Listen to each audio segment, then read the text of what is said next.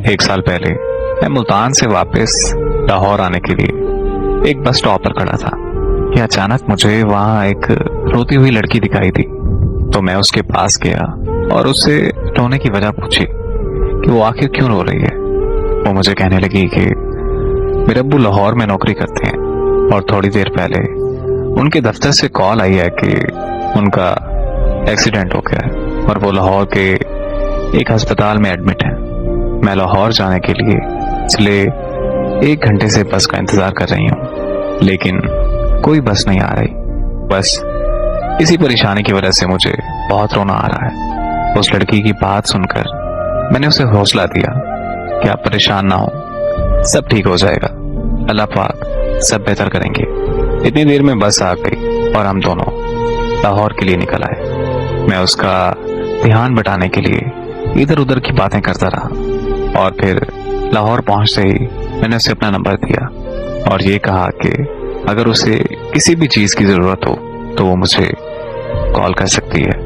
फिर वो अस्पताल चली गई और मैं अपने घर आ गया। अगली सुबह मुझे उसकी कॉल आई और वो मुझसे कहने लगी कि मुझे आपसे मिलना है। तो मैं उससे मिलने के लिए एक रेस्टोरेंट पे चला गया। वहां वो मुझे कहने लगी कि मुल्तान में मैंने आपसे एक झूठ बोला था। मेरे अब्बू अस्पताल में दाखिल नहीं है, बल्कि वो तो मुल्तान में है और बिल्कुल तंदुरुस्त है। मैं तो अपने घर से भागकर उस लड़के से शादी करने के लिए लाहौर आई हूँ जिससे मैं शदीद मोहब्बत करती हूँ, लेकिन उस लड़के ने मुझसे शादी करने से इनकार कर दिया है। मुझे उस लड़की की कहानी सुनकर बहुत दुख हुआ। तो मैंने उससे पूछा कि क्या मैं उसकी कोई मदद कर सकता हूँ। उसने कहा कि मैं यहाँ किसी को नहीं जानती और अभी अपने घर वापस भी नहीं जा सकती, तो क्या तुम मुझे कुछ दिन के लिए अपने घर रख सकते हो। मुझे उसकी हालत देखकर उस पर बहुत तरस आया, लेकिन मैं उसे अपने घर नहीं लेके जा सकता था क्योंकि मेरी फैमिली उसको घर रखने के लिए कभी तैयार ना होती। इसीलिए मैंने उसे साफ साफ इनकार कर दिया। मेरा इनकार सुनते ही वो वहां से रोती हुई चली गई। मैं घर वापस आया तो बहुत परेशान था। अम्मी ने मुझसे परेशानी की वजह पूछी तो मैंने अम्मी को सारी बात बताई। तो मेरी अम्मी ने कहा कि जाओ और उसे घर ले आओ, और इस तरह मैं उसे अपने घर ले आया और कुछ दिनों के लिए वो हमारी फैमिली का हिस्सा बन गई और मुझे उससे बहुत प्यार हो गया। एक दिन हम दोनों घर की छत पर बैठे थे तो मैंने उसे प्रपोज कर दिया। वो लड़की बहुत खुश हुई और मुझे कहने लगी कि इससे बड़ी खुशकिस्मती मेरे लिए क्या हो सकती है। उसने मेरा प्रपोजल एक्सेप्ट कर लिया। इस तरह हम दोनों की शादी हो गई और हम अपनी जिंदगी हंसी खुशी गुजारने लगे। एक दिन मैं ऑफिस से वापस आया तो मुझे मेरी बीवी ने खुशखबरी दी कि वो बाप बनने वाला है। उस दिन हम बहुत खुश थे, लेकिन उसी दिन हमारी खुशियों को नजर लग गई। मैं मार्केट में घर के लिए कुछ सामान लेने गया हुआ था कि मेरे भाई की मुझे कॉल आई कि फौरन घर आओ।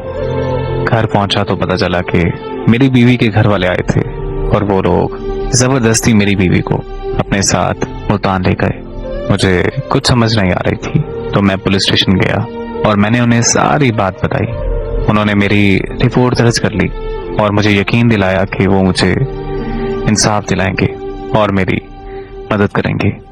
1 हफ्ते बाद मुझे अदालत का नोटिस मिला जिसमें लिखा था कि मेरी बीवी मुझसे तलाक लेना चाहती है।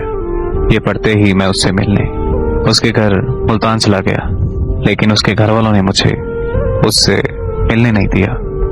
फिर मैं वापस घर आकर अदालत की तारीख का इंतजार करने लगा।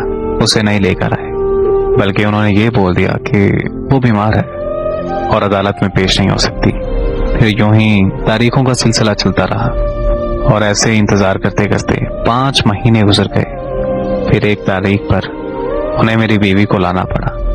मैं उस दिन बहुत खुश था क्योंकि मैं उससे मिलने वाला था और मुझे लग रहा था कि आज फैसला हो जाएगा और मेरी बीवी मुझे मिल जाएगी।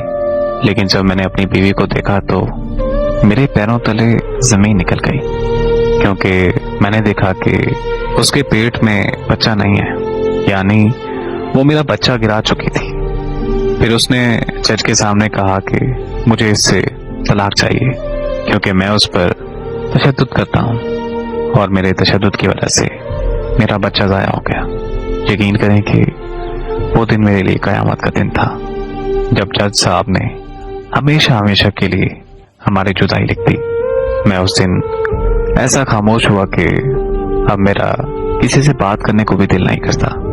میں اگر چاہتا تو اپنے بچے کے قتل کا کیس کر سکتا تھا، لیکن میں نے اپنا یہ معاملہ اپنے اللہ کے سپرد کر دیا اور دل میں یہ ٹھان لیا کہ میرا انصاف اللہ کرے گا.